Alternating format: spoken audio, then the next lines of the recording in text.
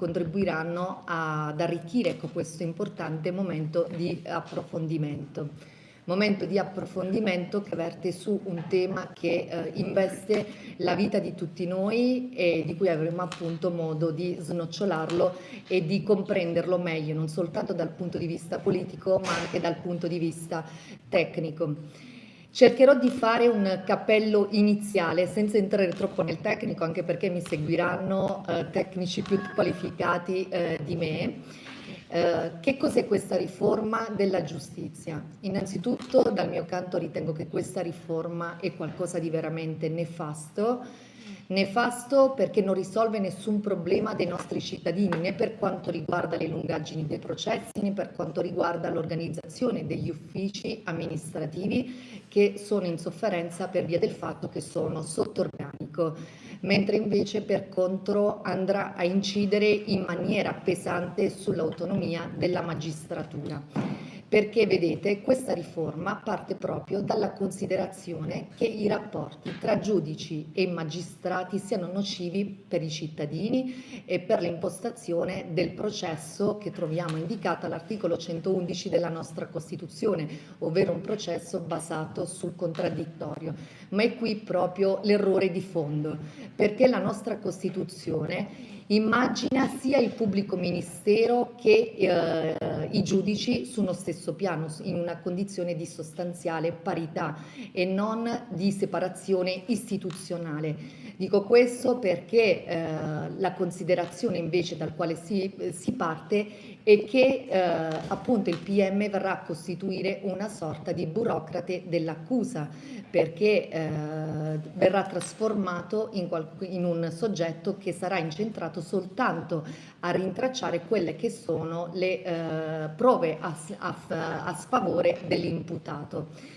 In questa cornice, ripeto, questa impostazione appare del tutto distorta, soprattutto a fronte della considerazione che il PM esercita l'azione penale per lo Stato, quindi non è un avvocato o comunque non è un privato. Ma arrivando ad alcune considerazioni da cui voglio partire è soprattutto il clima in cui interviene questa riforma della giustizia, un clima di forte contrapposizione tra la magistratura e il governo, un clima acuito da alcune sentenze di cui vi ho voluto portare in maniera a titolo semplificativo giusto qualcuna, proprio per evidenziarvi quello che sta accadendo. L'ultima sono le sentenze relative alla famiglia nel bosco, dove per l'ennesima volta la Meloni interviene, e ho riportato dei virgolettati proprio per attribuire, ecco, queste frasi a questo governo.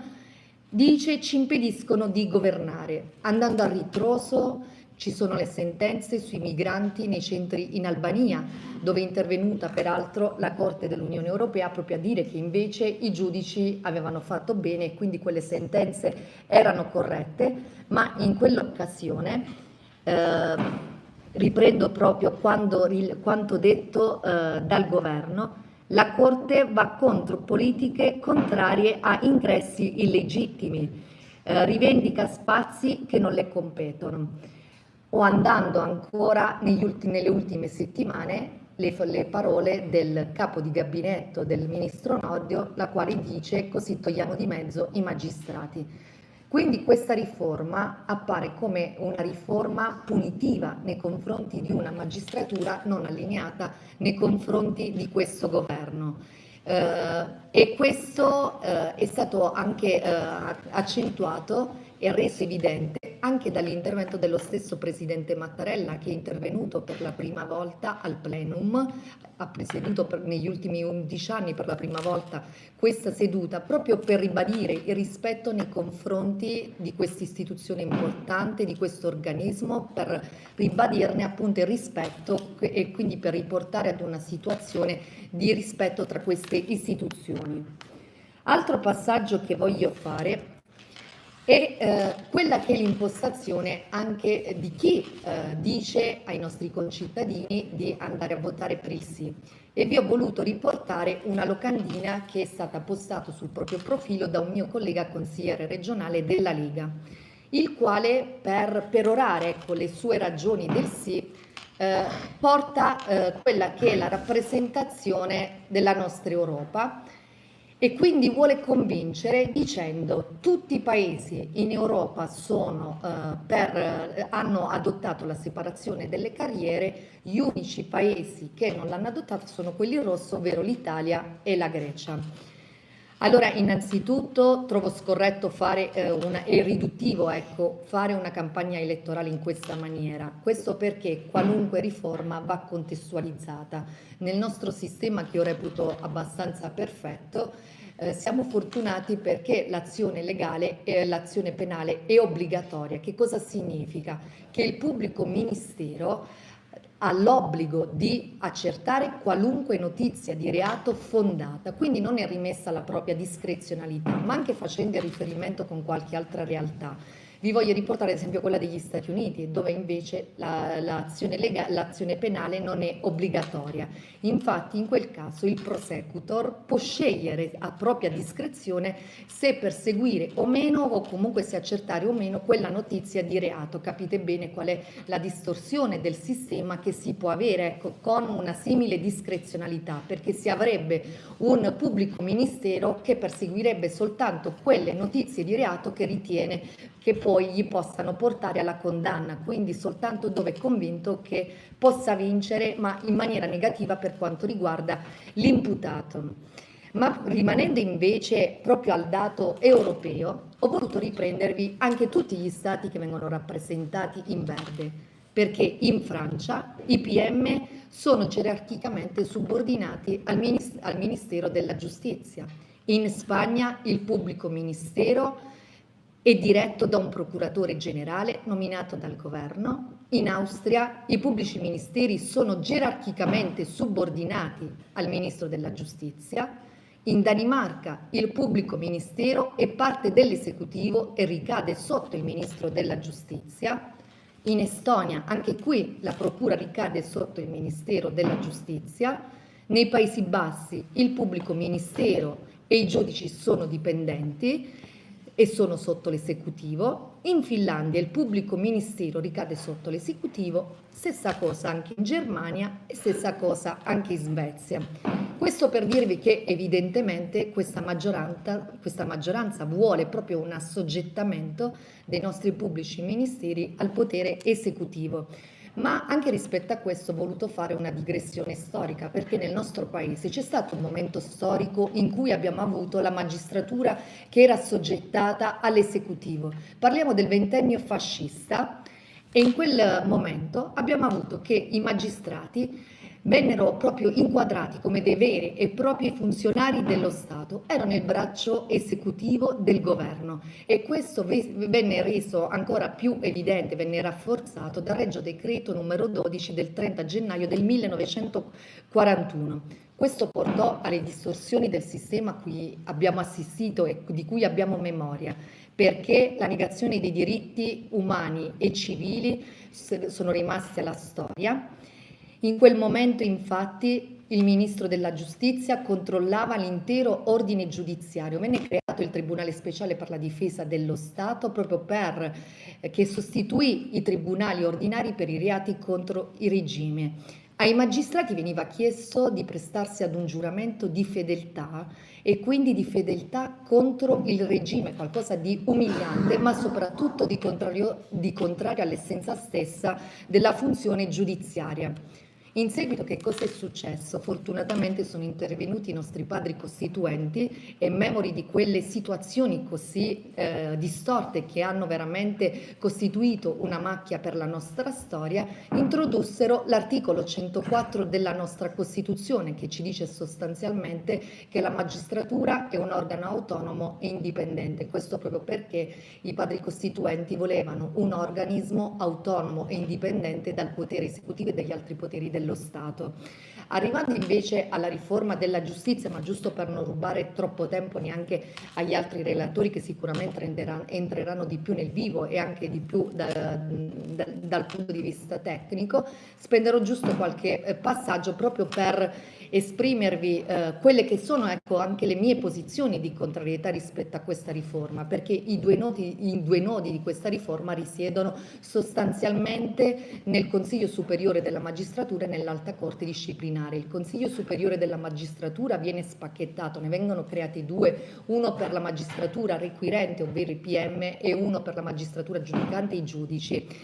Oggi esiste un unico Consiglio Superiore della Magistratura presieduto dal Presidente della Repubblica, da una maggioranza di magistrati eletti da altri magistrati e da un terzo di membri laici, ovvero eletti tra avvocati o professori universitari, proposti da un elenco proposto dal Parlamento. Oggi che cosa cambia? Questo sistema viene sovvertito perché l'elezione viene sostituita con il sorteggio, ma io voglio proprio focalizzare la vostra attenzione proprio sul sorteggio, perché proprio anche riprendendo il riferimento agli altri paesi europei, visto che a questa maggioranza evidentemente è caro il riferimento ad altri paesi europei, non c'è nessuna istituzione europea in cui esiste un sistema così mortificante, ovvero il sorteggio. Altra cosa, il dato. Se uno guarda anche al dato del CSM, sono pochissimi i magistrati che hanno fatto il cambio di funzione, perché anche in proprio parlare di separazione delle carriere, ma dovrebbe parlarsi di funzioni. Sono pochissimi e questo già dalla riforma Cartabia, che prevede un solo cambio di funzione nell'arco della propria carriera, che peraltro presuppone anche cambio della propria regione, quindi non è qualcosa di banale. E se guardiamo i dati del CSM, nel 2024 lo 0,48% dei magistrati, quindi praticamente un numero irrisorio, ha cambiato funzione. Altro nodo è l'Alta Corte Disciplinare, un organismo che viene creato in maniera ex nova e che tradisce due principi fondamentali della nostra Costituzione. Il primo è che non si possono creare dei giudici speciali, e quindi viene creato questo organismo che eseguirà l'azione disciplinare che prima invece era in seno al Consiglio Superiore della Magistratura, e il secondo che qualunque sentenza può essere impugnata dinanzi alla Corte di Cassazione, perché le sentenze che un magistrato riceve potranno essere impugnate dinanzi ad un ulteriore organismo istituito all'interno della stessa Alta Corte Disciplinare, un po' come dire un giudice che giudica se stesso.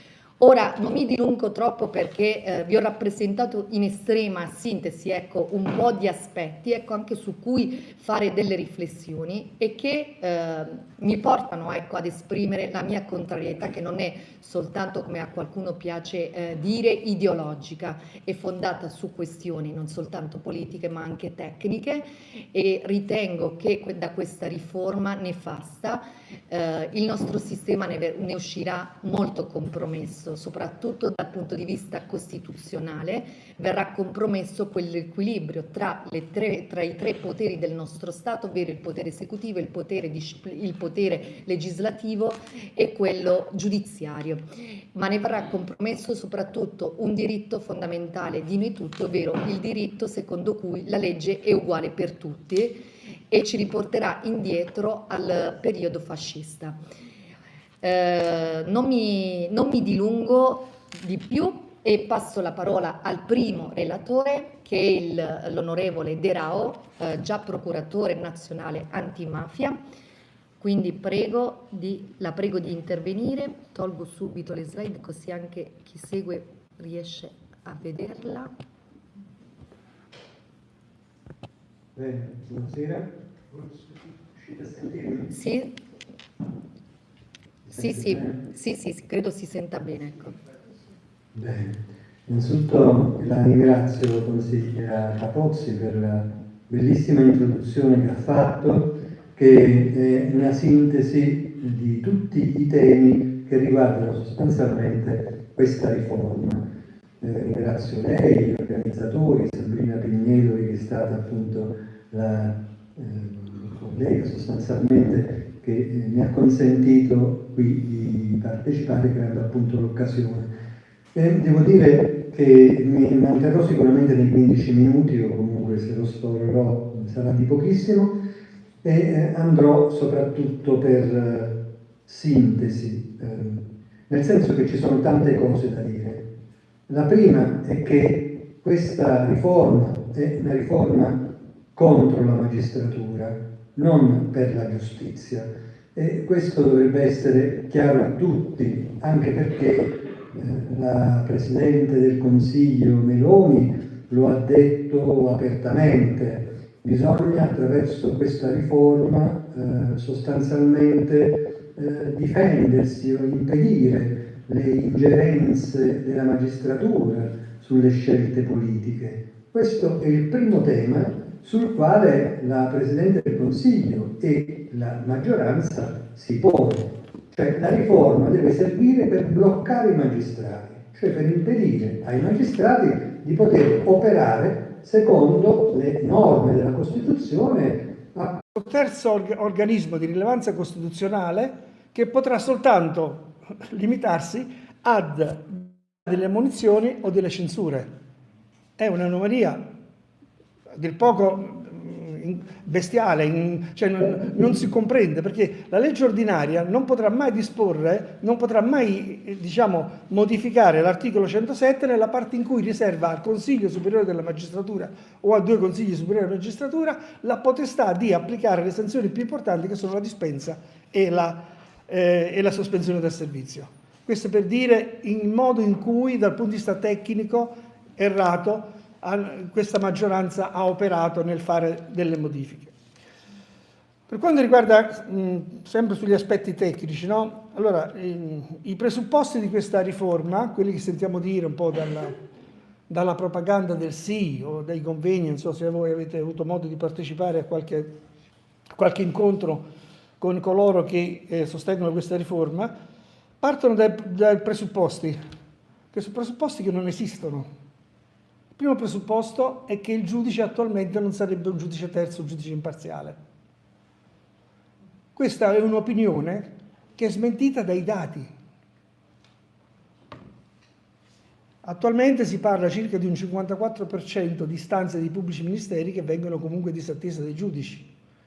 Quindi tutto questo appiattimento, che viene considerato come uno dei presupposti per cui bisognava intervenire modificando la Costituzione, è tutt'altro che dimostrato, è dimostrabile, che in un processo le parti non sono soltanto 2, come si viene rappresentato sempre, l'accusa e l'imputato. C'è anche un altro soggetto che è la parte lesa o offesa dal reato, che ha la facoltà di costituirsi parte civile.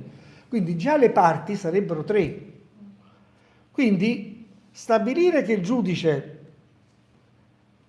perché fa parte di un unico ordine, non sia, imparziale, è un'assurdità, perché in concreto il giudice dovrà comunque assumere una decisione che, qualunque essa sia, potrà accontentare o scontentare una delle 3 parti del processo. Quindi come si fa a dire che il giudice non sarà imparziale per la parte lesa qualora assolve l'imputato o rigetta la pretesa risarcitoria della parte lesa? Non sarà imparziale per l'imputato qualora si vede condannato e quindi lo considererà appiattito. Potrebbe non essere considerato imparziale dal pubblico ministero quando, e questo succede spesso, rigetta l'istanza e le domande del pubblico ministero. Quindi l'asserita imparzialità è un dogma che non trova nessun riscontro nella realtà. Altro presupposto, o altra, stratagemma che ha un po' un effetto un po' particolare, che però non esiste nella realtà, è che questa riforma viene presentata come una riforma per la separazione delle carriere. Quindi si dà per scontato che nella magistratura esistano le carriere. Nella magistratura le carriere non esistono. L'articolo 107 della Costituzione parla chiaramente, letteralmente dice: i magistrati si distinguono fra loro soltanto per diversità di funzioni. La carriera in magistratura viene inventata da questa riforma, che vuole separare delle cose che nella realtà in concreto né dal punto di vista giuridico esiste, cioè la carriera dei magistrati. Nella Costituzione la parola, il termine carriera, lo leggete soltanto in un articolo, l'articolo 98, che fa riferimento alle carriere militari e viene citato per la disposizione di alcuni limiti che i militari hanno per l'iscrizione a partiti politici. La carriera in magistratura non esiste perché la Costituzione hanno voluto che i magistrati fossero indipendenti non solo verso l'esterno, nei confronti degli altri poteri dello Stato, ma anche verso l'interno. In magistratura non esiste un capo gerarchico, anche se c'è un procuratore capo, questo procuratore capo non può intaccare l'autonomia del sostituto procuratore, come pure il presidente del tribunale non può interferire sull'attività giurisdizionale di un qualunque giudice. E nella magistratura non si avanza per carriera, per meriti, si avanza soltanto per anzianità. L'onorevole De Rao mi potrebbe confermare quello che dico. Se per caso mi sto esprimendo in maniera impropria. No, aspetta, grazie. Gli abbiamo tolto la parola. Sì, devi accendere il microfono. I giudici si distinguono, i ministeri si distinguono solo per funzione, dice la Costituzione, e anche il capo dell'ufficio, il direttivo, prende lo stesso stipendio che ha altro magistrato che non svolge le stesse funzioni che in realtà appartiene allo stesso ufficio. Quindi diciamo che effettivamente non esiste una carriera vera e propria, ma solo responsabilità in più dal punto di vista economico, sono trattati tutti allo stesso modo e si distinguono solo per funzione. Quindi Ha ragione. l'avanzamento è solo per anzianità, quindi viene creato la carriera per dividere la carriera, ma di fatto non si dividono le carriere, ma si divide la magistratura, che i nostri padri costituenti hanno voluto unitaria, ma questa è garanzia di noi cittadini. Per l'esperienza storica, che è stata anche citata, da cui nasce il nostro assetto democratico e repubblicano, appunto si è pensato di avere una magistratura che sia svincolata da qualunque potere e qualunque subordinazione gerarchica, sia esterna che interna. Quindi parlare di carriera nella magistratura è fare una citazione che è assolutamente impropria. Quindi questo è un altro presupposto che è alla base di questa riforma, che non esiste. Non esiste la presunzione che il giudice attualmente non sia terzo, non sia imparziale, e non esistono le carriere che si vogliono appunto superare. Un piccolo disaccordo con chi mi ha preceduto, perché avete sentito spesso dire che questa è una riforma contro la magistratura, quindi si presuppone che ci sia un conflitto tra politica e magistratura. A mio parere, io credo che il conflitto sia tra certa politica e la Costituzione. Perché questa riforma nasce in un contesto creato e voluto da tre forze politiche che storicamente e anche statutariamente sono refrattarie al dettato costituzionale. Inutile che ve li ricordo qui chi sono queste tre forze politiche, ma immaginate tutte le tre forze, da come sono nate queste tre forze politiche, cosa hanno nel loro statuto. Mi riferisco soprattutto a quello della Lega, che nello statuto prevede ancora che l'Italia dovrebbe essere formata da 20 regioni, che sono 20 stati indipendenti, che poi vengono confederati. Le origini di Forza Italia, credo che sia inutile ricordarvele, ma insomma sono note a tutti, e poi dopo Fratelli d'Italia non ne parliamo, quindi sono tre forze che comunque sono da sempre refrattarie alla Costituzione e hanno un programma politico che è chiaramente inteso a minare i pilastri del nostro assetto costituzionale attraverso le tre riforme che hanno messo sul tavolo, tra cui quella di cui oggi discutiamo e quella che verrà messa a voto la prossima settimana. L'autonomia differenziata, la separazione delle carriere e il ducerato, lo chiamano premierato ma si chiama ducerato perché noi dovremmo con questa riforma eleggere il duce i cui poteri verranno ulteriormente rinforzati perché di fatto dobbiamo sapere che i famosi 3 poteri ormai sono diventati 2, che è innegabile che il potere legislativo è ormai sottoposto al potere esecutivo, che la produzione normativa in Italia purtroppo non avviene più per impulso prevalente del Parlamento come dovrebbe essere, ma avviene per iniziativa governativa. Oggi si legifera con decreti legge o leggi delegate. Sono rare le proposte di legge che vengono portate avanti da un Parlamento. L'unico potere che rimarrebbe fuori da questo accorpamento di poteri sarebbe quello della magistratura. È in questo contesto che nasce questo tipo di riforma.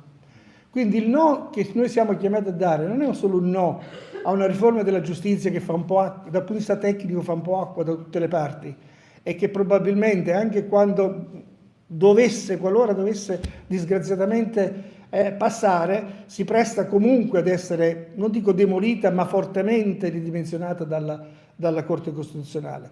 Per quanto riguarda l'aspetto tecnico, ho sentito spesso dire che il magistrato che accusa non dovrebbe vestire la stessa casacca del magistrato che giudica. Questa è una bella frase. Però in termini pratici, e io ve lo dico qua da avvocato, attingendo alla mia esperienza professionale, io da avvocato preferisco un pubblico ministero che sia terzo, come è stato disegnato e voluto dalla nostra Costituzione. Che la nostra Costituzione, il pubblico ministero, è parte del processo, ma non è una parte sostanziale, è una parte processuale.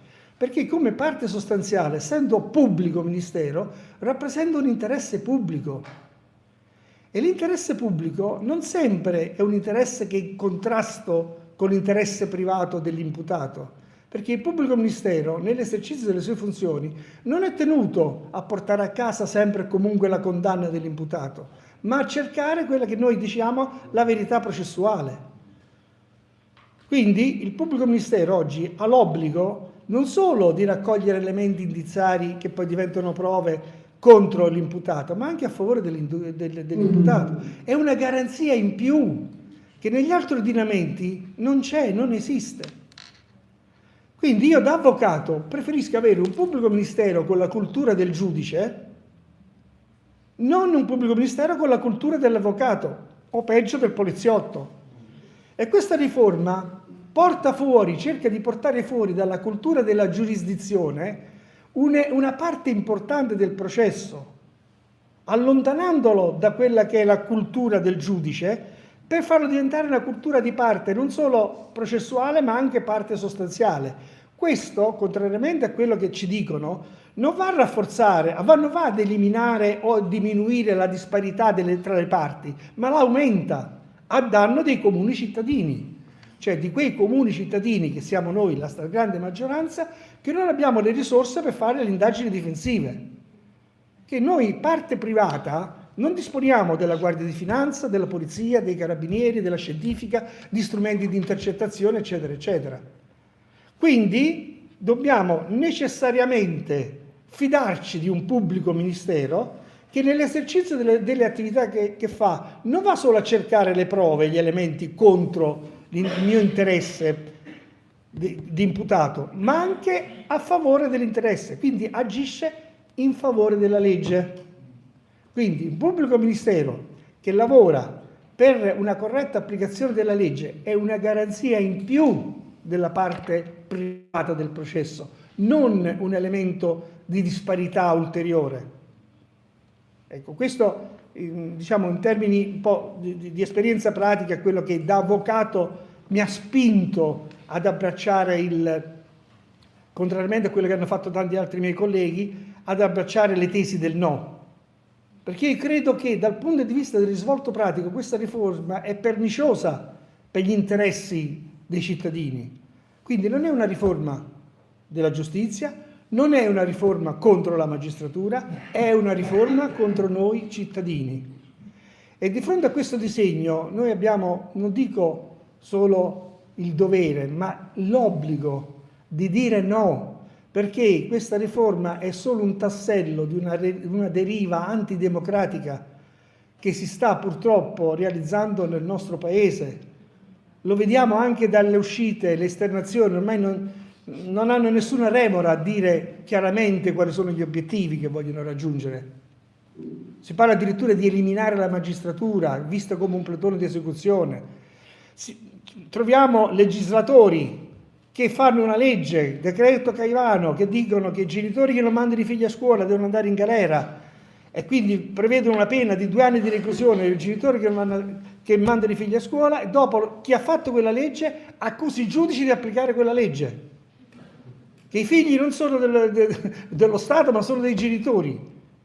Oppure un legislatore, un esecutivo che vorrebbe dettare alla magistratura il capo di imputazione o la qualificazione giuridica di un fatto, se quello deve essere considerato come un tentato omicidio anziché di lesioni volontarie. Oppure alla notizia di un poliziotto che ha sparato, ha ucciso uno spacciatore, solo alla notizia basta avanza per dire non si indaga.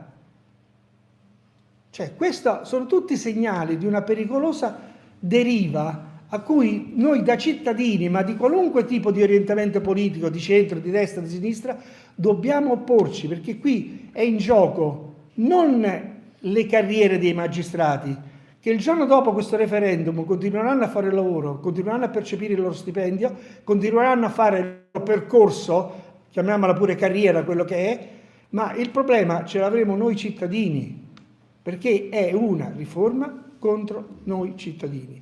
Ecco, questo perciò io vi invito, se avete ancora delle perplessità, dovete chiedermi qualche cosa, ovviamente resto qui a vostra disposizione insieme agli altri relatori per fornirvi dei chiarimenti, ma vi invito a fare un'opera di convinzione, soprattutto nelle persone che voi conoscete, cercate di fargli capire questi concetti, e anche se le questioni tecniche restano, perché obiettivamente sono anche complesse, incomprensibili, bisogna dire una cosa molto semplice, che nel dubbio non si cambia la Costituzione.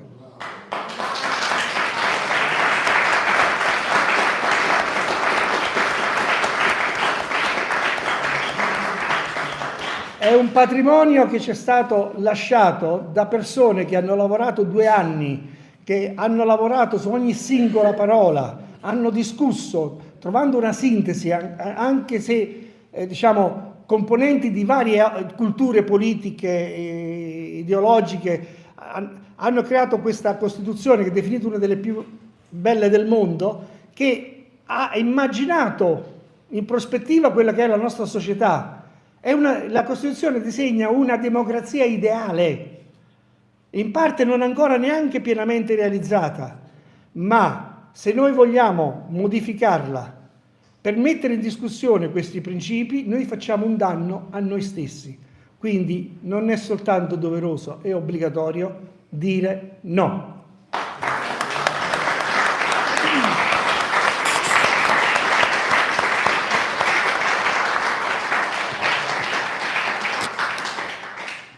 Ringrazio l'Avvocato per questo intervento appassionato, di cui non possiamo che condividerne il tenore, perché questa riforma della giustizia non è contro i magistrati ma è contro tutti noi.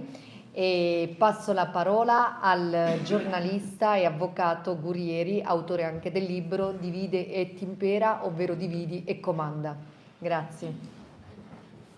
Grazie Rosaria, e spero che si senta. Sì, benissimo.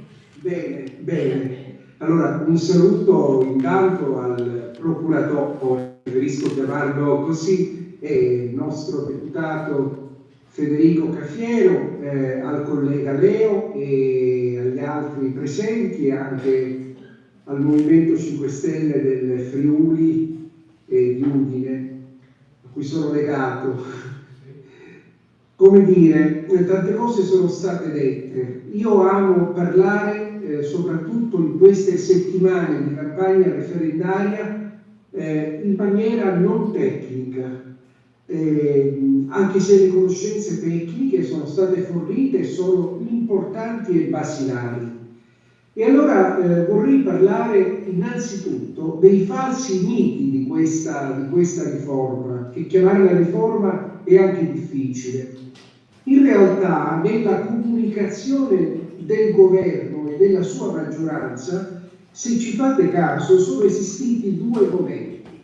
Un momento in cui la legge Nordio sembrava la panacea di tutti i mali, e cioè quell'assetto giuridico, normativo, sistematico in grado di restituire al pianeta giustizia ciò che mancava, e dunque efficienza, efficacia, rapidità, e di uniformarlo anche ai sistemi europei e mondiali, diciamo a capitalismo maturo, moderni, quindi modernizzazione. In una seconda fase sono invece diciamo venute fuori quelle che con un linguaggio più cinematografico che altro potremmo considerare le verità nascoste o le verità occultate, che poi spesso finiscono per essere il mondo reale, e cioè quello che si presenta veramente, che soprattutto può aprire anche una stagione futura piuttosto pericolosa. Allora, per quanto siano state richiamate, vorrei dare così dei veloci flash sul fatto che a un certo punto quelle che erano considerate i falsi miti si sono rivelati miti dai piedi d'argilla.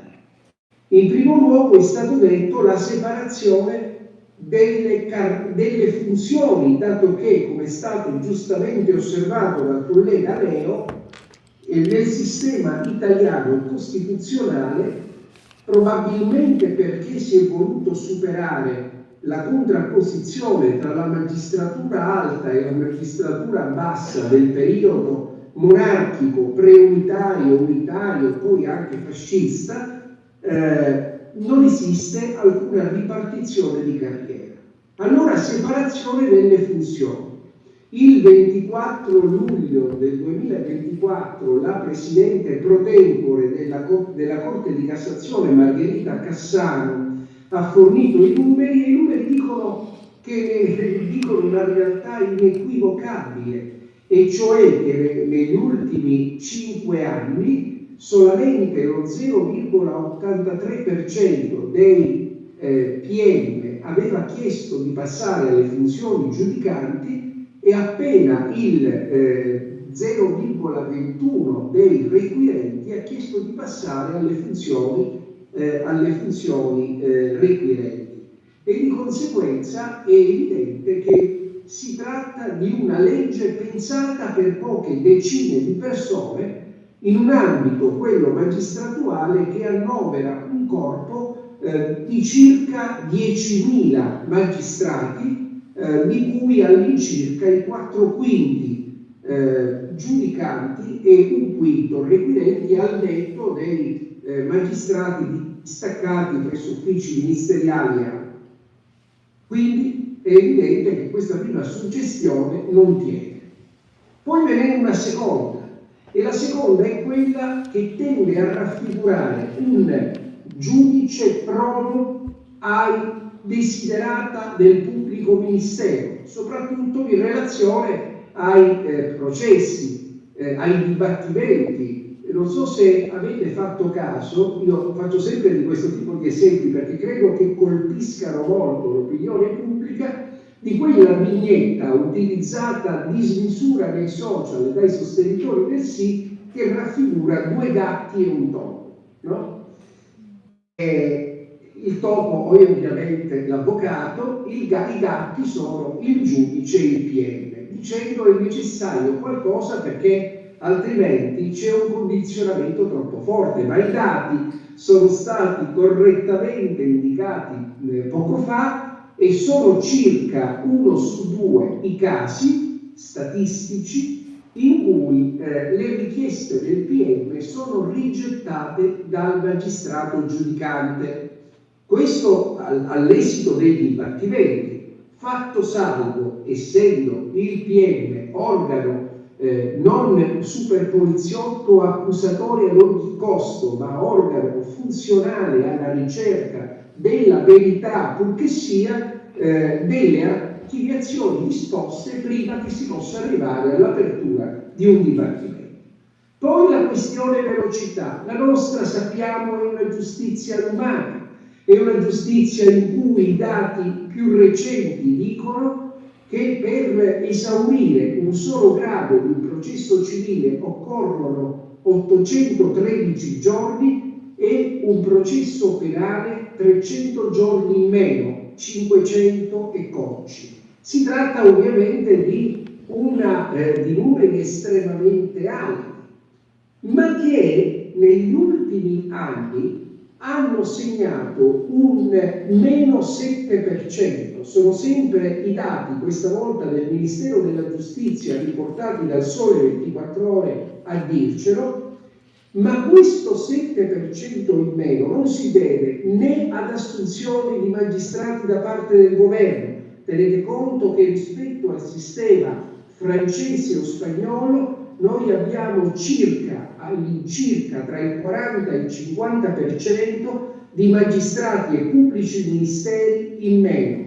Non si deve a nuove assunzioni, non si deve ad assunzioni in pianta stabile di personale delle cancellerie, non si deve a processi, a sistemi elettronici che accompagnino e rendino più rapidi ed efficienti anche la raccolta di dati, i processi. Si devono ai 15.000 precari che grazie alle risorse ottenute in sede europea dal Presidente Conte, e cioè le risorse del PNRR, hanno consentito di poter assumere tantissime migliaia di giovani, che molti dei quali sono anche propensi a svolgere in futuro una professione magistratuale, ma intanto hanno lavorato anche e soprattutto negli uffici del processo.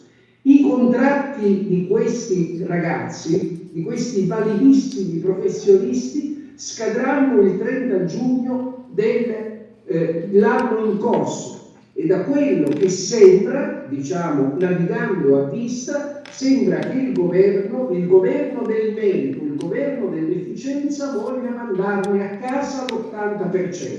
Ecco, e quindi anche la rapidità, come vedete, è un falso mito. Si potrebbe ancora aggiungere il così fan tutti, per dire, riferito all'Europa, ma io ho dedicato ampio spazio alla legislazione costituzionale e giudiziaria dei paesi non solo europei ma nordamericani, e senza voler andare al di là mi limiterò a dire che i casi, le fattispecie che avvengono sono o di un PM ormai nell'orbita del potere esecutivo quale organo, o di un PM soggetto a una pesante ingerenza del potere esecutivo al punto da arrivare per alcuni paesi, compresa la Germania, a numerose sentenze di condanna della CEDU, in quanto non sarebbe neutrale l'istituto del PM, a forme di ingerenza più o meno larvate negli altri paesi. L'Italia è l'unico paese ad avere una Costituzione originalissima che ha messo al riparo il PM da questo. Ma poi cosa vuol dire siamo l'unico paese? Ma allora siamo l'unico paese ad avere un Presidente della Repubblica arbitro secondo il sistema italiano, che ha evitato questo paese anche in presenza di emergenze forti dal punto di vista mafioso, del terrorismo, anche di altre specificità che noi abbiamo come democrazia non del tutto matura rispetto ad altre democrazie consolidate, ha evitato guai peggiori, ha evitato che l'ingovernabilità diventasse incontrollabile e travolgesse le istituzioni del Paese. E poi dico sempre, guardate la filmografia americana, dico sempre andando in giro, guardate la serie Law and Order, guardate Gli Intoccabili, guardate altri titoli che guardano tutti, guardate cos'è il pubblico ministero. Negli Stati Uniti, ad esempio, si faceva riferimento tu, Rosaria, ma il prosecutor è un organo che addirittura fa le campagne elettorali, un organo eletto in molti stati americani, che come si sa hanno un sistema federale come anche la Germania con i Länder, sono organi che quando non sono eletti fanno parte dello school system a tutti gli effetti, sono dipendenti dalla politica, addirittura in molti casi, come veniva giustamente detto, vi sono state delle situazioni in cui di leggi ad personam, e non solo di leggi ad personam e provvedimenti di sospensione di inchieste giudiziarie ad personam. Qual è la verità? Per concludere, la verità è quella che è stata giustamente detta tanto da Federico Cafiero che dal collega Leo.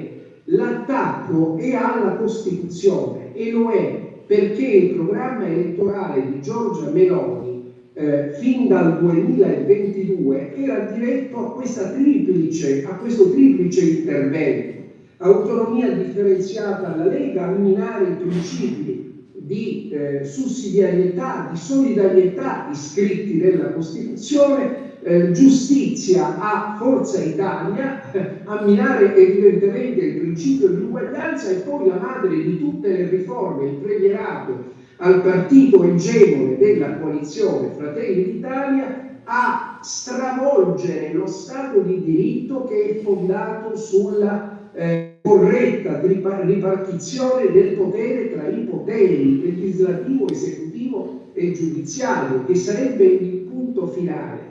L'appello evidentemente deve essere allora alla difesa della Costituzione.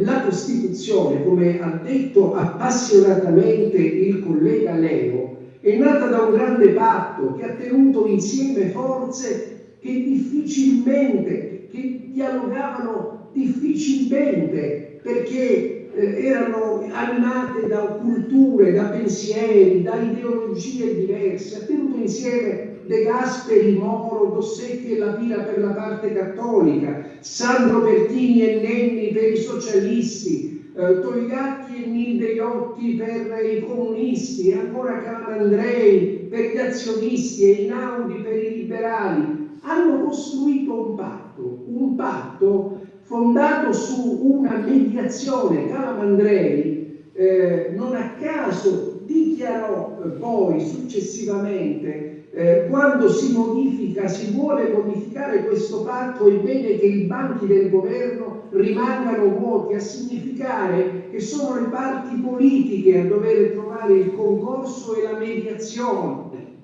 per modificare, quando occorra, ha ragione Leo, quando si renda necessario, e non quando una forza politica pensi di assecondare un progetto puntando sulla forza dei numeri. Qui abbiamo personalità parlamentari come Federico Cafiero del Rao, che è stato un combattente, ed io, fatelo dire a me che ho letto interamente i verbali della prima commissione della Camera, con i suoi interventi ha messo in ginocchio letteralmente alle corde il governo su tutti i punti fondamentali della riforma, ma non è stato ascoltato, come non sono stati discussi gli emendamenti dell'opposizione, come non è stato consentito neanche ai deputati della maggioranza di poter intervenire, tantomeno formulare emendamenti. E allora la Costituzione ha voluto, è stato detto proprio da Federico, un CSM unico, elettivo come si conviene ai meccanismi democratici, presieduto dal Presidente della Repubblica come organo di garanzia, e un'alta corte delle stesse caratteristiche. Loro erano i padri putativi di Fratelli d'Italia, odiano la Costituzione, lo dico senza mezzi termini, perché loro stavano esattamente dall'altra parte, non stavano con i partigiani, non con i resistenti. Calamandrei disse agli studenti di giurisprudenza di Milano: se volete cercare le radici della Costituzione, andate per le montagne dove caddero i partigiani. Questa è la nostra eredità. Questa è la eredità dello Stato democratico, e noi abbiamo, soprattutto in questo momento in cui gli autoritarismi le autocrazie, non solo in un contesto nazionale ma planetario, fanno la loro strada e rendono anche pericolosa la pace nel mondo, noi dobbiamo dire una parola forte. Siamo per la Costituzione e dobbiamo difenderla, e al referendum una sola può essere la risposta, quella di un no determinato, forte e corale.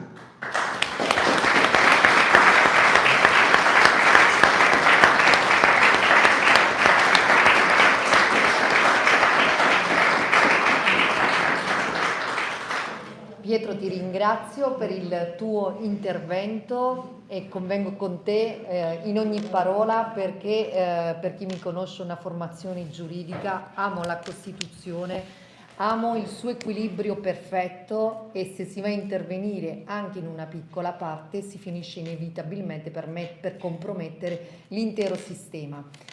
Ultimo intervento non meno importante, il segretario regionale della CGIL Pia. Buonasera a tutte e a tutti. Ringrazio il Movimento 5 Stelle che mi ha invitato a questa iniziativa e quindi ricambio il ringraziamento rispetto alla sede.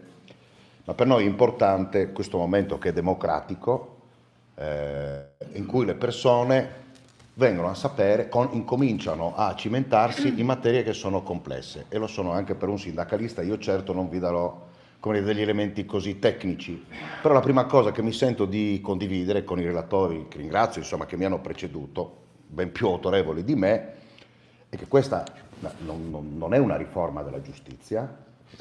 I temi sono stati citati prima, io vi do qualche numero, perché rispetto a una riforma della giustizia noi siamo molto interessati, perché per noi il diritto della giustizia è un diritto che nel corso della storia del nostro paese ha garantito alle lavoratrici e ai lavoratori di contrastare potere politico, potere economico, che certamente hanno una forza maggiore, e il sindacato solo se sta assieme tra lavoratrici e lavoratori può contrastarlo.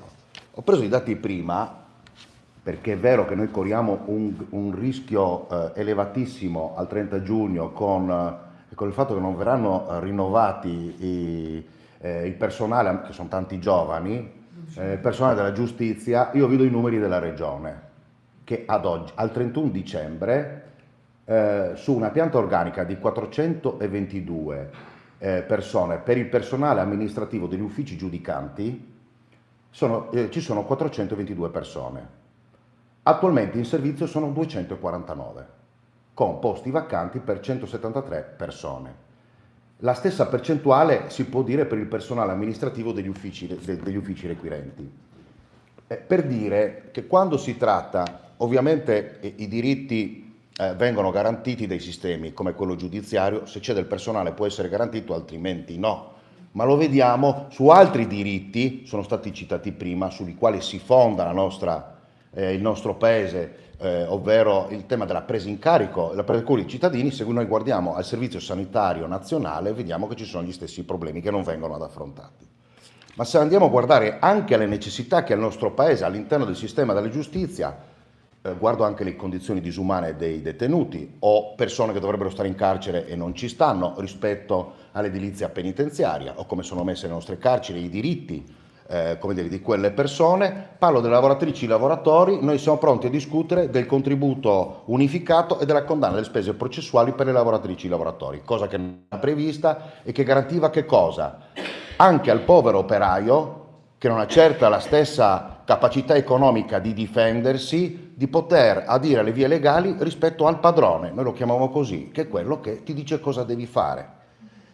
E se andiamo a vedere la storia del nostro paese, il ruolo che ha svolto la magistratura a difesa dei diritti delle lavoratrici e i lavoratori, io cito la Fiat. Negli anni 60 con la schedatura dei dipendenti che avevano, che si iscrivevano alla FIOM, alla CGIL, o il ruolo che ha svolto la magistratura nel 2013 quando era integrato la FIOM all'interno della Fiat, esclusa dalla rappresentanza, ristabilendo un principio che è il diritto delle lavoratrici e lavoratori organizzarsi organizzarsi autonomamente e non al datore di lavoro di riconoscere la rappresentanza. Quindi ristabilendo un punto democratico. Che cosa ha fatto la magistratura attraverso la sua indipendenza? Certo ha guardato la legge, ha applicato la legge, ma un occhio era sempre rispetto alla Costituzione, che, come è stato detto molto bene dai relatori prima, non appartiene alle forze politiche che stanno proponendo questa riforma. Io ricordo, lo dico in maniera chiara, perché la fiamma tricolore, una volta c'era scritto anche Movimento Sociale sotto, sta ancora nel simbolo di quel partito, che quella Costituzione evidentemente non vuole riconoscere, e quella Costituzione, bisogna dirlo, ci ha tolto fuori da 20 anni di dittatura fascista, perché bisogna dircelo. Peraltro, rispetto all'idea, e questo mi sento di confermare pienamente quello che è stato detto, ma lo dico in maniera un po' più chiara, l'idea di una democrazia autoritaria non è prevista nel nostro ordinamento. No, lo dico perché noi abbiamo avuto il Ministero degli Esteri, ben più famoso per le ultime gaffe rispetto alla rassicurazione ai nostri cittadini. Io lo dico con rammarico perché era presente, certo come osservatore, ma sempre con quel cappellino di far grande l'America, al Board of Peace. Quel rassembramento scandaloso di autarchi, dittatorelli, che pretendono di agire la pace al di fuori del diritto internazionale. Oppure, e l'abbiamo visto tutti, che sembra incredibile, rispetto al ruolo dei PM super poliziotti, a Minneapolis 2 cittadini statunitensi sono stati ammazzati e non c'è alcun tipo di procedimento da questo punto di vista. E quindi mi sembra parecchio evidente qual è il rischio per il nostro Paese. Ed è stato ricordato, lo cito anche perché non voglio essere ridondante e annoiarvi a queste ore, però sostanzialmente, proprio per evitare quanto le azioni, no, che ha messo in campo il fascismo, ricordo un paio perché ci riguardano da vicino, rispetto, come dire, a contrastare chi non la pensa come il governo, e come CGIL vi assicuro che lo vediamo spesso, perché per esempio la legge Acerbo del 23, stanno facendo la legge elettorale che assegna un premio di maggioranza fuori da ogni grazia di Dio, o l'accordo di Palazzo Vidoni quando sostanzialmente il diritto di sciopero venne negato e anzi fu indicato come un reato. Se noi andiamo a vedere adesso cosa fa il ministro Salvini, che sicuramente non si occupa come dire, di treni, ma si occupa di negare lo sciopero, intervenendo sulla commissione di garanzia, non ci sono sindacalisti all'interno di quell'organismo di garanzia, e sostanzialmente tutti i lavoratori vengono precettati ad ogni sciopero che viene indetto. E siccome ci lamentiamo che rispetto ai salari non abbiamo un adeguamento come nel resto dei paesi d'Europa, che non funzionano i servizi nel nostro paese, l'unica arma che hanno le lavoratrici e i lavoratori è lo sciopero, è un altro diritto che non viene negato. Penso che non sia neanche da sottovalutare l'effetto che ha il decreto sicurezza, che è un altro tassello. Ci sono dei casi evidenti. Allora, vogliono fare il ponte sullo stretto, restiamo nell'alveo democratico e diciamo che quella non è una cazzata, scusatemi il termine. Ma se io vado a protestare, non posso protestare e sono perseguibile dalla legge perché è un'opera strategica. O il blocco stradale. Guardate, la scorsa estate, e siccome non riguarda solo la CGIL ma riguarda i sindacalisti, unitariamente per sbloccare il rinnovo del contratto metalmeccanico hanno occupato per 1 ora, per 2 ore l'autostrada a Bologna. Sono indagati i sindacalisti che hanno garantito lo svolgimento di una protesta legittima che guardava il diritto ad avere una paga dignitosa, come previsto peraltro dalla nostra Costituzione. E allora è evidente che non c'erano solo che tutte le forze politiche, c'erano anche le forze sociali quando si scrisse la Costituzione. C'erano dei grandi sindacalisti, c'era Di Vittorio, che è stato il primo segretario generale della CGIL, per dire che c'era una forte necessità di unitarietà delle forze democratiche di questo Paese per proteggere le cittadine e i cittadini da derive autoritarie, che dal nostro punto di vista stanno perfettamente dentro il disegno di questo governo. È stato ricordato in maniera precisa rispetto alle iniziative sull'autonomia differenziata, rispetto alle iniziative sul premierato. Siccome abbiamo visto che il Presidente della Repubblica per fortuna funziona, toglie anche quello, che è un intervento sulla legge elettorale. Non parliamo della comunicazione, io vi do i dati sullo spazio che viene riservato a chi non è d'accordo con questa riforma costituzionale. Il sì ha garantito più del 60%, siamo attorno al 63% di presenza, oltre che insomma la lottizzazione della RAI si vede perfettamente rispetto alla conduzione di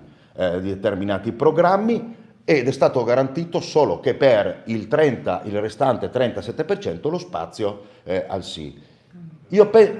Al no, scusate.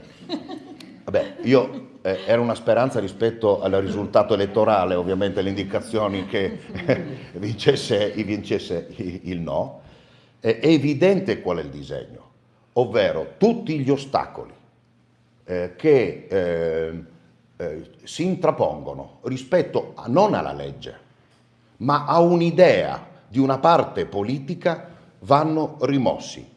Abbiamo degli esempi, ahimè, di estrema attualità, di un'internazionale di destra forte che sta venendo avanti. Se guardiamo l'Ungheria, guardiamo gli Stati Uniti, in parte quello che sta accadendo nel nostro paese è chiara qual è l'indirizzo. Noi diciamo una cosa: ci servono i tre poteri che garantiscono. È stato detto prima, quello legislativo è stato assolutamente annichilito. 7 articoli della Costituzione, la dico così, ma noi paghiamo i parlamentari perché discutino di questioni altamente complesse a cui i cittadini non possono rispondere direttamente. Come è entrata questa riforma in Parlamento, così è uscita. E quindi già abbiamo un problema di distinzione del potere esecutivo da quello legislativo. Togliere l'indipendenza alla magistratura significa togliere il barrieramento di garanzia ai cittadini che la politica sia assoggettata ovviamente alla legge, che il Parlamento faccia le leggi, ma la magistratura è quella che garantisce a noi cittadini il trattamento equo di fronte alla giustizia, guardando all'interesse pubblico. Grazie.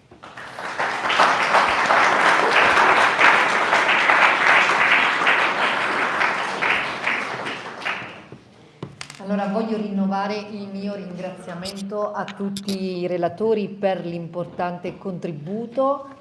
Voglio ringraziarvi per la vostra attenzione e ora vi cederò anche permetterò a chi vorrà esulare anche i propri dubbi, ma consentitemi un ultimo passaggio. Immagino che la maggior parte di voi sia già ampiamente convinto di esprimere la propria contrarietà a questa riforma. Se qualcuno non lo fosse, siamo qui proprio per dirimere qualunque dubbio. Ma quello che mi auguro è soprattutto che ognuno di voi si faccia portavoce fuori e quindi convinca altre persone non soltanto ad esprimere la propria contrarietà a questa riforma, ma soprattutto ad andare a votare, perché per questa riforma non serve raggiungere un quorum, ma è sufficiente anche un voto in più o un in meno perché questa riforma passi o meno. Grazie a tutti, e se qualcuno ha delle domande da fare ai nostri relatori avranno piacere appunto di rispondervi. Si alzi in piedi e chieda, e soprattutto a chi vuole chiedere, ecco. Allora, prima faccio una considerazione proprio su quest'ultimo passaggio che avete detto anche prima di farci portavoce, e devo dire che però è una causa persa. Le porto giusto un paio di esempi. Una mia amica che ha riportato questa affermazione proprio su dei vari post che si fanno, no? Ma lo sai che oggi il PM che ti inquisisce può cambiare carriera e diventare il giudice che ti giudica, no? Non c'è stato il verso di convincerla che questa cosa non era possibile, nemmeno mettendo proprio gli articoli e i riferimenti con il link e tutto quanto ai motivi di incompatibilità, al fatto che il PM che cambia ruolo deve cambiare regione. Non c'è nessun verso di convincerla, quindi quando si trova, ci si scontra con delle persone che ideologicamente non hanno nemmeno la volontà di approfondire gli argomenti che gli porti, è veramente difficile. Oppure come sul caso di Rogoreto, si parte subito con guarda, i giudici inquisiscono, i PM inquisiscono un poliziotto per il quale è evidente la legittima difesa. Nemmeno quando si è disvelata la verità, o quella che si presume essere la verità, che andrà dimostrata, però nemmeno in quel caso lì sono disposti ad ammettere che in un caso così, o in casi analoghi, un'indagine va fatta a prescindere da un soggetto terzo che non sia controllato dal quindi farci portavoce è veramente difficile, ci si prova, ma è una causa persa. Non perdiamo l'entusiasmo. Non perdiamo. Noi infatti non ci perdiamo d'animo. Quello no. Ecco, io volevo fare una domanda all'avvocato, perché a me è molto stupito il fatto che l'avvocatura abbia preso con l'ordine degli avvocati, abbia preso una posizione così netta per il sì, Per il no.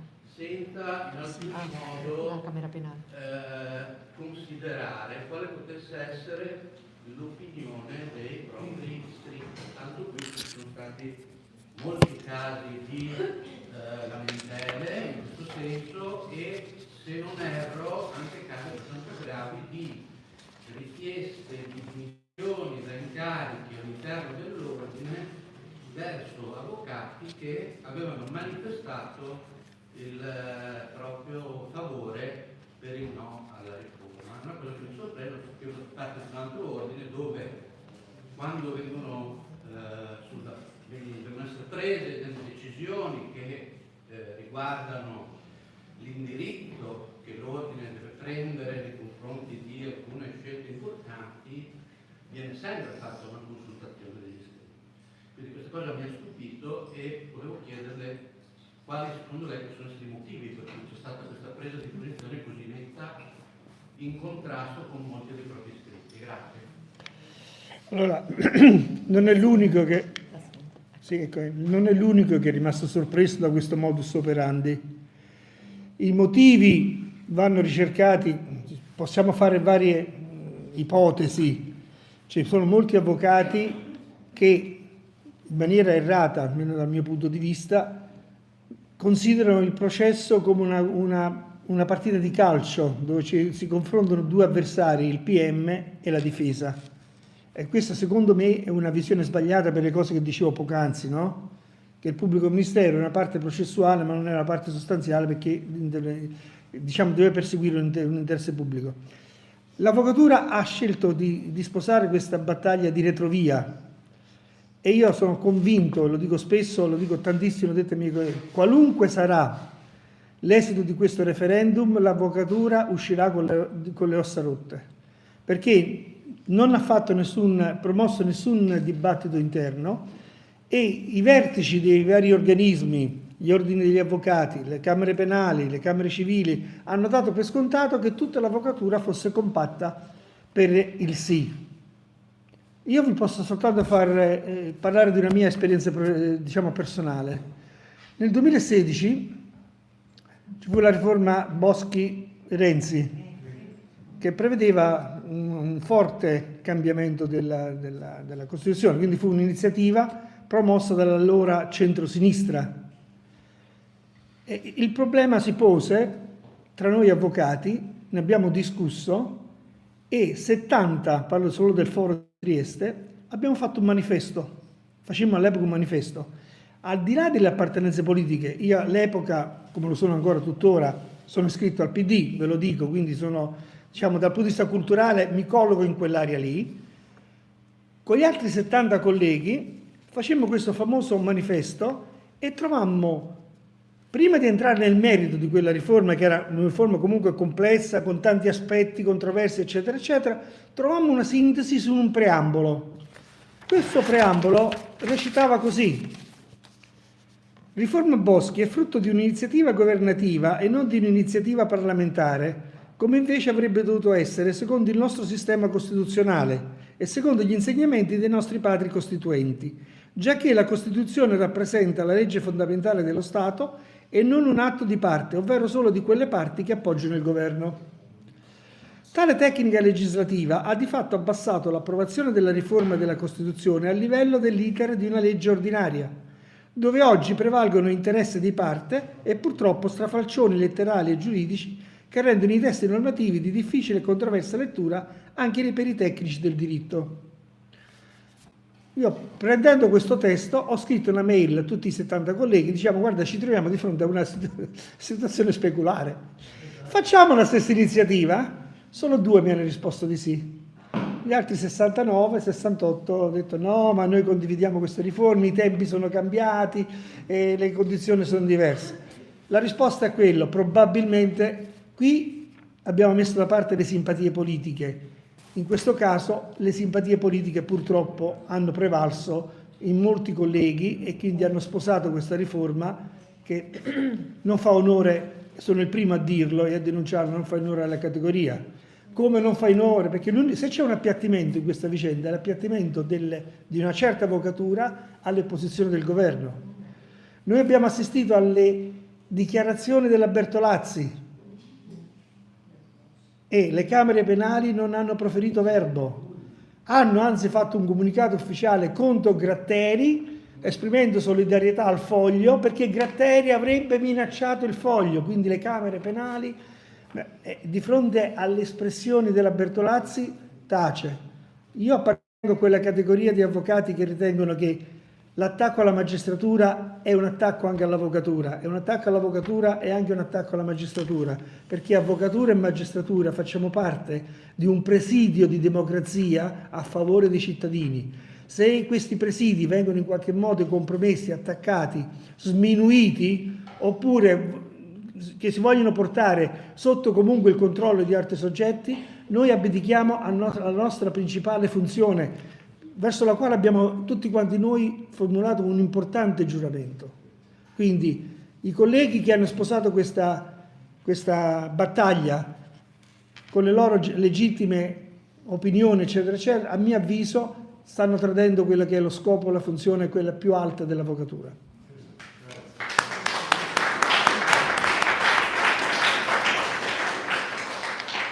Prego. Buonasera, sono Giovanni Giummata.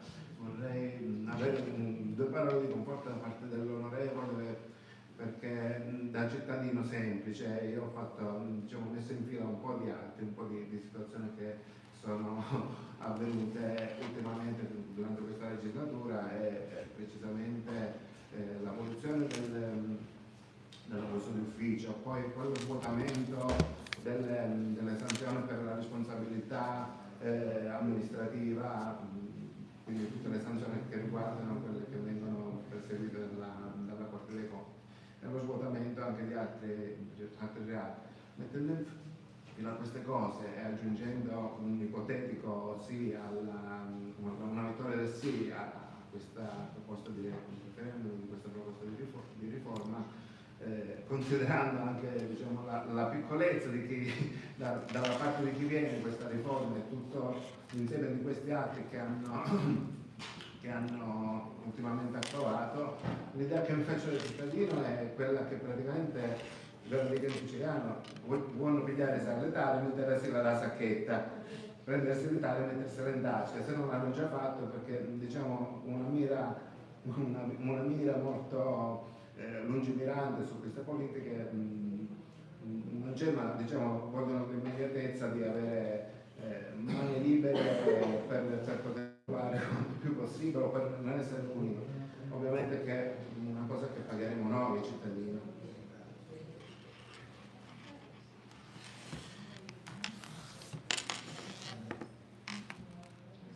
Onorevole De Rao, credo che si rivolgesse a lei la domanda, però ha il microfono chiuso. Io dovrei ingrandire, ma non sono un ottimo tecnico, quindi... Sente? Ecco. Sì, perfetto. Benissimo. Innanzitutto diciamo subito che noi andiamo verso una democrazia sempre più debole. Questo mi pare che sia chiaro a tutti. Vi è un attacco ai diritti innanzitutto al diritto di libertà, che è il primo diritto che viene attaccato quotidianamente. E diciamo che il decreto sicurezza è proprio la dimostrazione più lampante di come si voglia ostacolare, impedire il dissenso, cioè la libera manifestazione del pensiero. Qualunque azione che manifesti dissenso rispetto all'azione del governo è di per sé da censurare. Addirittura si sono inserite nell'ambito delle norme penali norme che non lo erano mai state, come quello relativo all'ostacolo alla circolazione, anche determinato dalla partecipazione di una sola persona. Ciò non era mai avvenuto e via via vediamo un aggravamento delle nostre condizioni.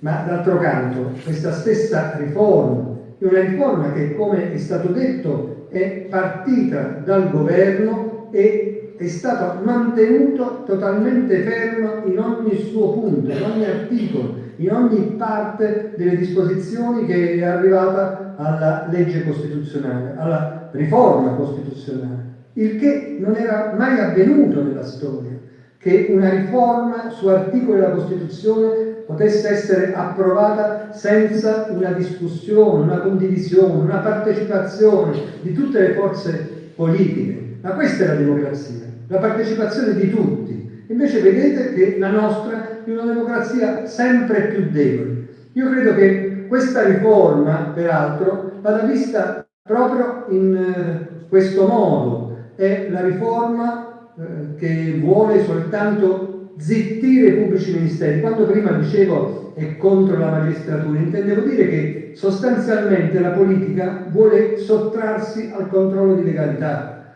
vuole impedire alla magistratura di operare. È certo che poi le ricadute sono sul cittadino.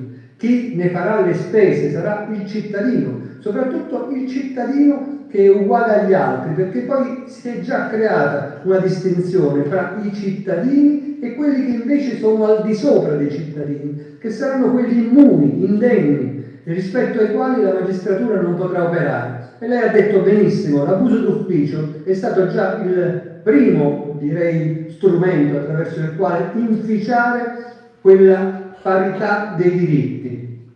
L'abuso d'ufficio tendeva proprio a garantire i cittadini di fronte agli abusi del potere. Così era nato l'abuso d'ufficio. Eliminare l'abuso d'ufficio significa garantire ai pubblici amministratori come ai politici di poter operare liberamente in violazione delle regole, in danno dei cittadini, senza che si possa più ricorrere alla magistratura. Chi vuole oggi operare contro un concorso, contro la violazione delle regole che avvengono in determinati settori, lo dovrà fare attraverso un avvocato amministrativista davanti al TAR. Ma voi pensate che chi partecipa a un concorso abbia le disponibilità economiche per andare davanti al TAR, per sostenere le spese che derivano da un giudizio amministrativo? Prima l'abuso d'ufficio garantiva la democrazia, la parità dei diritti di tutti. Già con quella abolizione si è, come dire, colpito fortemente il diritto di uguaglianza di tutti davanti alla legge. Ecco, noi vediamo che di volta in volta le riforme che stanno decidendo al governo e che vengono puntualmente votate dalla maggioranza, sapete come va in aula? Arriva il provvedimento del governo e la maggioranza vota premendo un bottone. Non ha importanza perché dicono le opposizioni. Le opposizioni parlano, chiedono che si intervenga, chiedono che vi sia una discussione, chiedono che venga valutato il loro emendamento, di volta in volta i loro emendamenti, e dall'altro lato non c'è risposta. Si vota direttamente, votano con quel tasto e così confermano la volontà del governo. Questa è democrazia? E io credo che via via questa non è democrazia, questo è il diritto dei cittadini che viene violato quotidianamente. E credo che col tempo l'intero popolo italiano riuscirà a capire che questa situazione va modificata, perché altrimenti andremo sempre più in basso. Noi in Parlamento senza voce reagiamo costantemente. Ma vi arrivano notizie di quel che avviene, di quel che fanno le opposizioni? No, perché come è stato detto, l'informazione oramai è stata sopita, è stata zittita. Anche l'informazione appartiene oramai alla maggioranza, appartiene al governo. E ci sono i giornali di Angelucci e tutti quelli che sostengono la maggioranza che vanno su internet e lì danno un'informazione che è totalmente voluta e controllata dal governo e dalla maggioranza.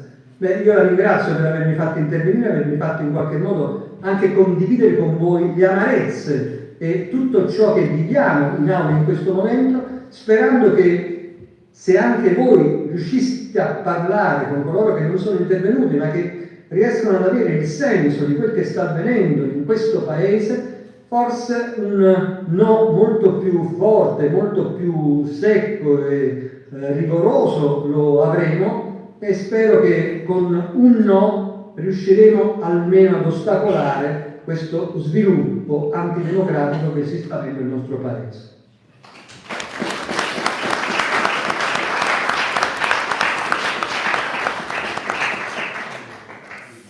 Ci sono altre domande?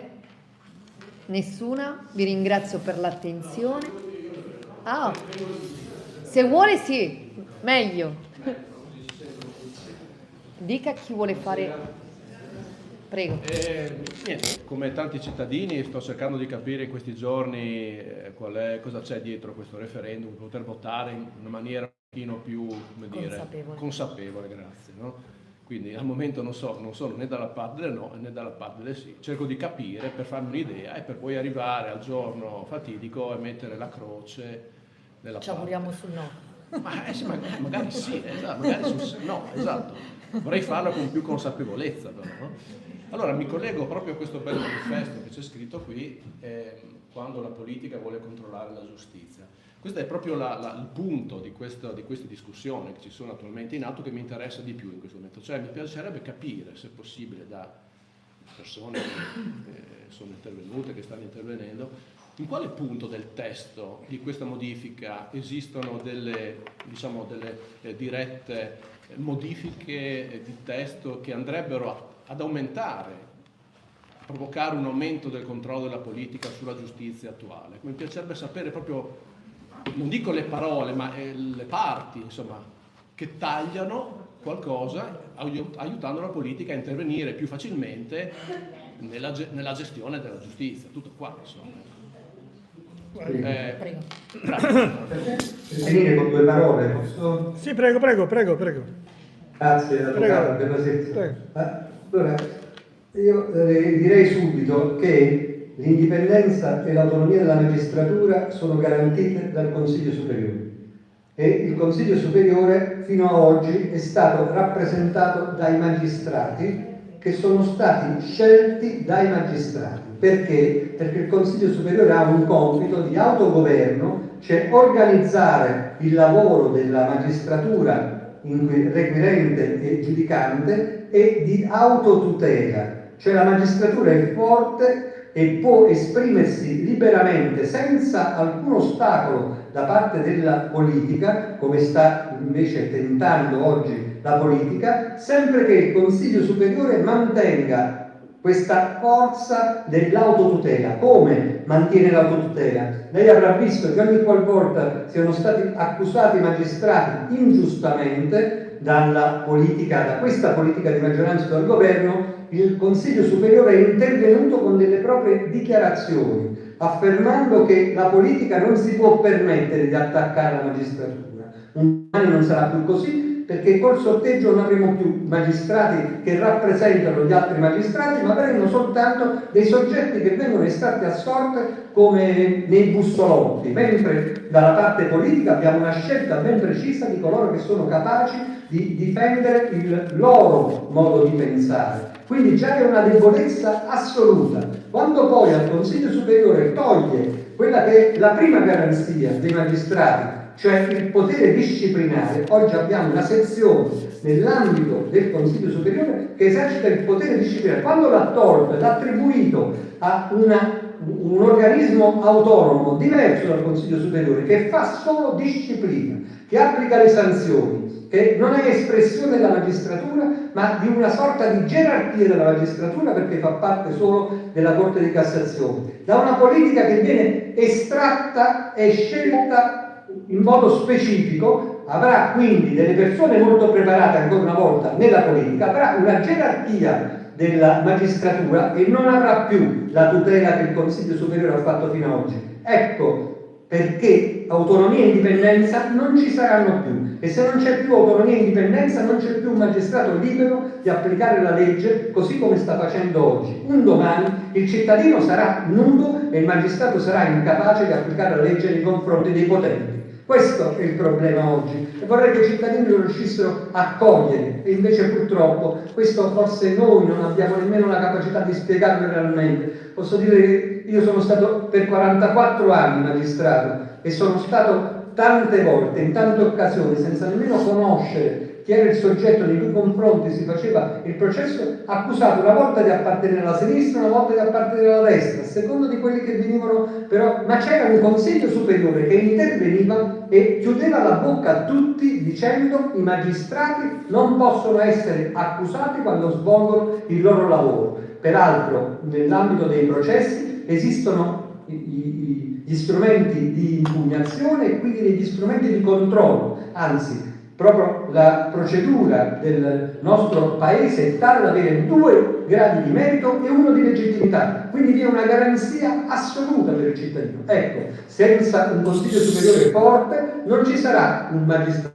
forte, ci sarà un magistrato debole che non sarà capace di difendere tutti i cittadini allo stesso modo, e quindi quel principio di uguaglianza di tutti davanti alla legge viene violato attraverso la riforma che oggi vuole il governo.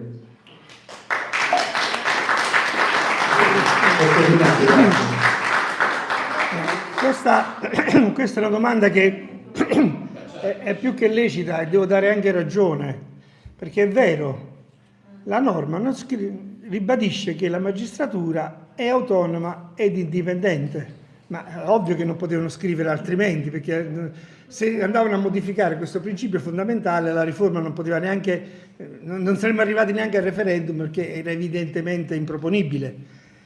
Ma dichiarare un principio non significa comunque realizzarlo, perché altrimenti basterebbe avere solo la Costituzione, non servirebbero neanche le leggi ordinarie, né tantomeno i tribunali, non servirebbe nulla. Nella nostra Costituzione, come dicevo prima, c'è un disegno di società che è molto più avanti anche della stessa società di oggi, anche se la Costituzione ha 80 anni, ma è ancora molto più avanti. E la nostra Costituzione ha un elenco enorme di principi, molti dei quali o sono disattesi o non sono stati ancora neanche realizzati. Ve ne cito solo qualcuno, a parte il fatto che dichiarare che la magistratura è autonoma e indipendente la troviamo in quasi tutte le costituzioni del mondo, in quella russa, cubana, della Corea del Nord, in quella cinese. Dopo bisogna vedere dal punto di vista pratico se quel principio viene realizzato e rispettato. Nella nostra Costituzione leggiamo che la nostra articolo 1 è una repubblica fondata sul lavoro. Mi risulta che il lavoro sia la prima preoccupazione dei nostri governanti, non dico solo quelli di oggi. L'articolo 2, garanzia diritti inviolabili dell'uomo, tra cui quello di associarsi, e noi leggiamo adesso che bisogna eliminare le correnti come scopo di questa riforma, violazione dell'articolo 2. L'articolo 3, pari dignità sociale ed uguaglianza, è un'aspirazione, ma di fatto non è realizzato. Ve ne posso citare tant'altri, ma questa è una chicca più. L'articolo 37 dice: la donna lavoratrice ha gli stessi diritti e retribuzioni dei lavoratori. È scritto nella Costituzione. Come nella Costituzione è scritto che le scuole private sono lecite senza oneri per lo Stato. L'ultima finanziaria sono state finanziate fonti per le scuole private. Concludo con l'articolo 54, che insomma è emblematico, dove dice che chi svolge funzioni pubbliche lo deve fare con disciplina ed onore. Allora, una cosa è dichiarare i principi e una cosa è realizzarli. È ovvio che questi dichiarano che la magistratura deve rimanere indipendente, ma di fatto gli strumenti che hanno messo in atto, che vorrebbero portare avanti, i 2 CSM, l'alta corte di disciplina, sono forme per aggirare questo principio. Lo fanno in maniera molto soft, però lo scopo è quello, è lo scopo che tradisce il principio. Quindi non modifichiamo i principi, lasciamoli lì, anzi dobbiamo pretendere che vengano realizzati. E il primo modo per realizzare quei principi è dire no ai cambiamenti che li compromettono.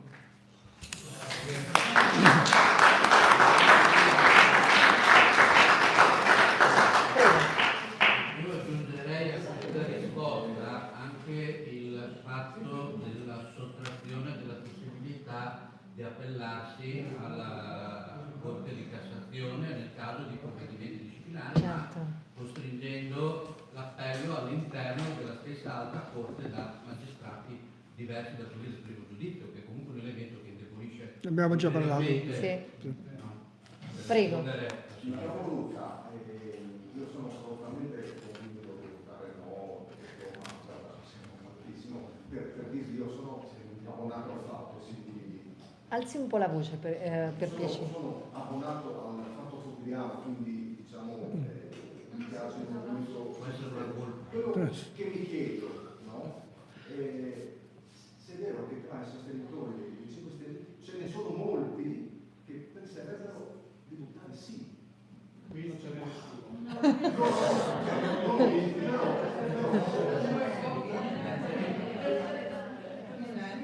mi sembra che sia con questa sensazione.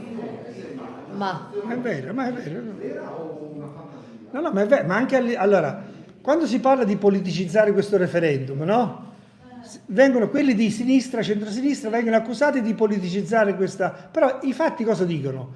Che a sinistra, centrosinistra, 5 Stelle, PD, ci sono esponenti che hanno sposato la causa del sì. A destra voi non trovate nessuno che ha sposato la causa del no. Quindi chi sta politicizzando questo referendum e lo vede come uno scudo a difesa dell'attuale governo non sono certamente quelli di sinistra, ma sono quelli di destra.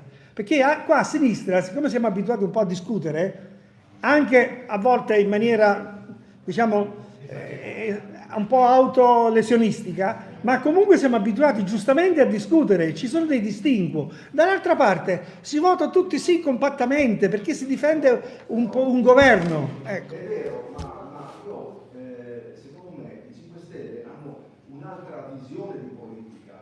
Ma non si può Ma generalizzare. no, ma è non- una mi sento di rappresentare il Movimento 5 Stelle, è una generalizzazione, perché ci possono anche essere delle anime che possano esprimere una posizione diversa, ma pubblicamente stiamo mantenendo una posizione compatta di contrarietà rispetto a questa riforma per tutte le considerazioni che abbiamo rappresentato in maniera abbastanza unitaria, insomma. Infatti, almeno a me non risulta, ecco, poi Diciamo le che, fake io non lo so, ecco, quelle ce ne sono. no, ma diciamo che nell'ambito del pianeta sinistra, centrosinistra, eccetera, eccetera, c'è anche un po' un equivoco sul discorso di essere riformisti, perché il riformismo è un concetto neutro, nel senso che non significa riformisti, significa progressisti, perché Mussolini era riformista, Renzi era riformista. Questo governo è riformista. Il discorso, la caratteristica del riformismo sano è il progressismo. Quindi 5 Stelle e PD si distinguono se sono progressisti, non se sono riformisti. Perché questa è una riforma riformista. Ma riformare guardando avanti, migliorando le cose, valorizzando i principi della Costituzione è progresso. Riformando, tornando indietro a un'epoca triste, non è riformismo, ma è regresso. Quindi questa è la distinzione che bisogna fare anche, diciamo, nelle aree politiche a cui tutti quanti noi apparteniamo. È una scelta che dobbiamo fare, essere progressisti o essere conservatori. E questo è il discrimine. A titolo di conforto, un radicale socialista che nel passato ha fatto la sottoscrizione per la divisione delle carriere, vota no. E che significa? C'è un grosso dibattito tra la società e che non è apparente.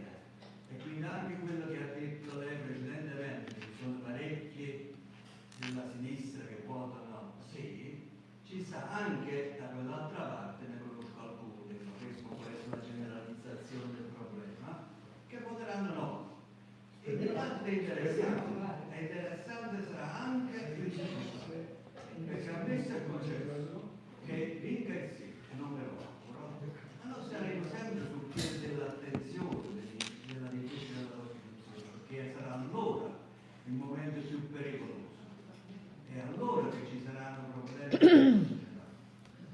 Quindi l'attenzione di chi attualmente è attivista per il no dovrà essere ancora più solidale, più forte. Grazie. Grazie a tutti. Rinnovo la mia gratitudine nei suoi confronti, onorevole, per averci dedicato questo spazio del suo tempo. Ti ringrazio, Pietro, e rinnovo la simpatia e spero di ritrovarti presto nel nostro Friuli. Estendo questo invito anche all'onorevole De Rao di ritrovarci qua in Friuli Venezia Giulia e di organizzare un evento qui in loco. Molto volentieri, complimenti a tutti voi. Presto e grazie. Scusate, se posso aggiungere un'ultima cosa, ed è giustissimo il fatto di cercare, come hai detto tu, ognuno di noi di sensibilizzare più persone possibili. Quelle persone possibilmente da sensibilizzare sono i giovani. Sono d'accordo. Perché i giovani è ancora un terreno da coltivare che purtroppo, come si può vedere anche questa sera, sono praticamente assenti. E quindi io, cosa che sto facendo da un po' di tempo, da molto tempo, cerco di sensibilizzare i giovani, perché è fondamentale coinvolgerli.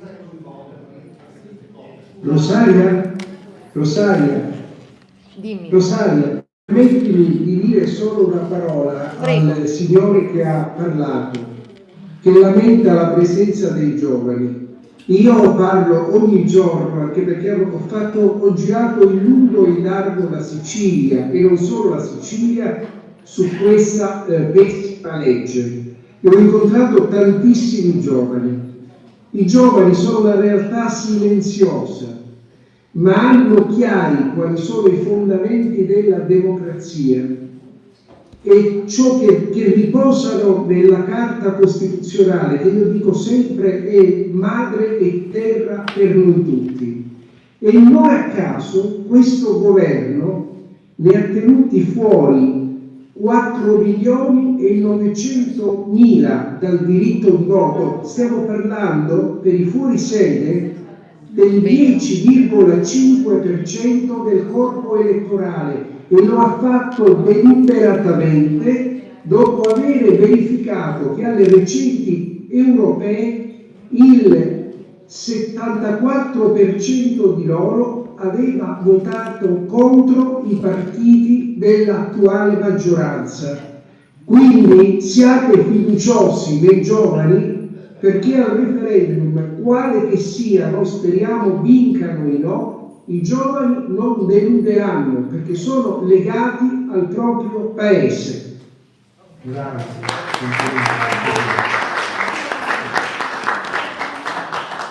Grazie.